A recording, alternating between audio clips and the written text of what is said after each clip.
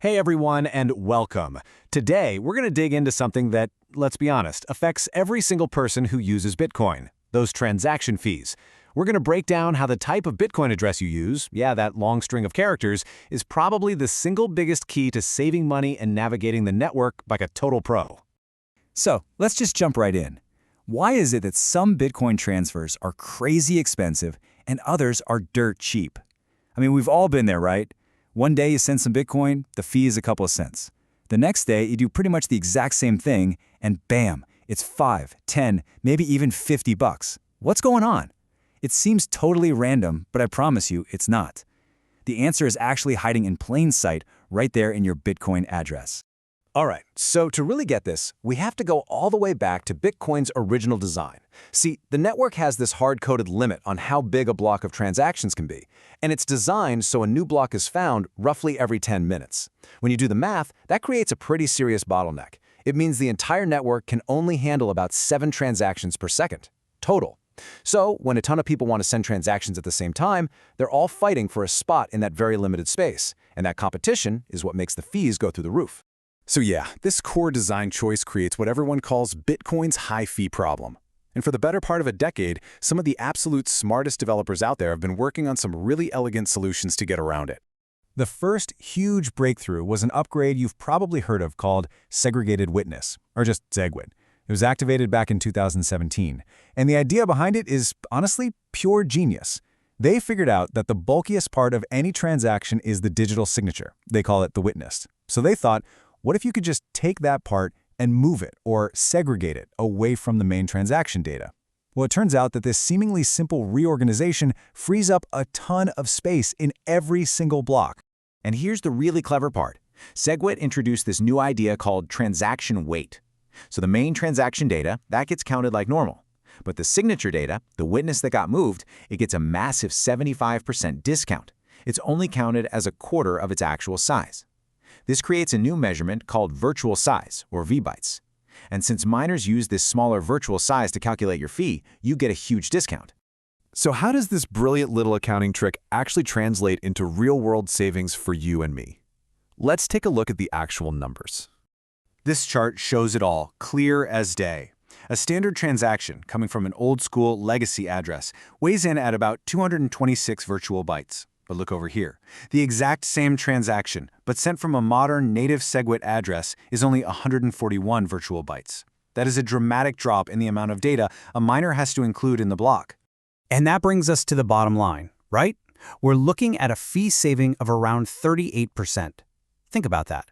Just by receiving your Bitcoin to a modern native SegWit address instead of an old legacy one, you are setting yourself up to save almost 40% on fees every time you spend that Bitcoin. If you're someone who moves Bitcoin around with any regularity, that is a massive, massive deal. Now, of course, this didn't all just happen overnight. This has been a long story of steady evolution. You know, it started with those legacy addresses back in 2009. Then came P2SH in 2012, which opened the door for more complex stuff. The really big leap, though, was SegWit in 2017, and now we've got the latest major upgrade, Taproot, which came online in 2021. And this evolution brings us right up to Taproot. This is where things get really, really interesting, because Taproot isn't just about making things cheaper. It's also a huge step forward for privacy. Make no mistake, Taproot is the most important upgrade to Bitcoin since SegWit. This is not some small tweak. It's a powerhouse of new technologies that makes things more private, boosts efficiency even more, and unlocks some absolutely incredible potential for smart contracts right on the Bitcoin network. At the heart of Taproot are two main innovations. First up, you have Schnorr signatures. These let you mathematically combine a whole bunch of signatures into just one. So imagine a super complex multisig wallet payment looking just as small and simple as a regular one. Then there's something called Mast, which lets you set up all these complex spending rules, but only show the one you actually use. All the other possibilities stay private and off the blockchain. Pretty cool. And the efficiency gains are very real. I mean, look at this. If we just look at the witness data for one input, native SegWit is already super lean at around 27 virtual bytes. But Taproot takes that and shrinks it down to just 16.5 virtual bytes. That's another huge optimization. So, what's that actually mean for your wallet? Well, it means Taproot gives you an extra 15% fee saving for every single input you use, on top of the savings from SegWit. Now, this is especially huge for an active investor or trader. If you're trying to consolidate a bunch of small transaction outputs into one, those savings add up really, really fast.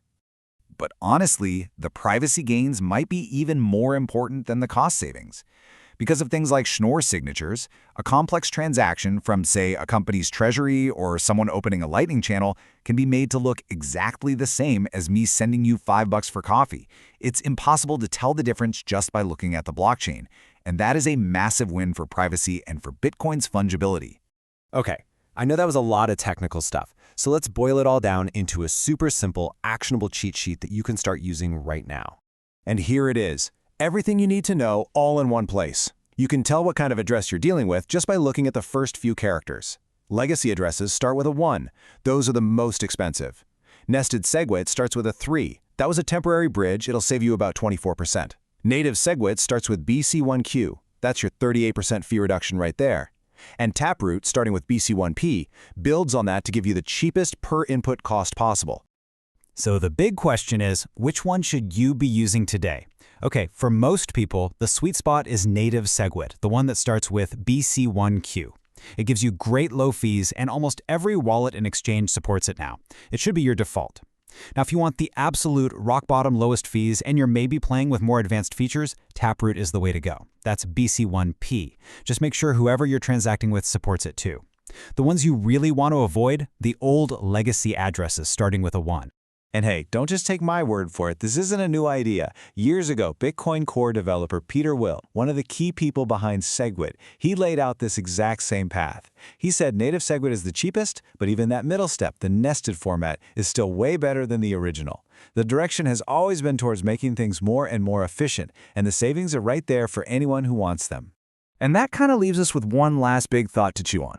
As the Bitcoin network keeps growing, and more people are competing for that precious block space, on-chain fees are only going to become a bigger and bigger deal for all of us. And in a future like that, this simple choice, something most people don't even think about, which address format you use, well, that might just become one of the most important economic decisions you can make in the world of Bitcoin.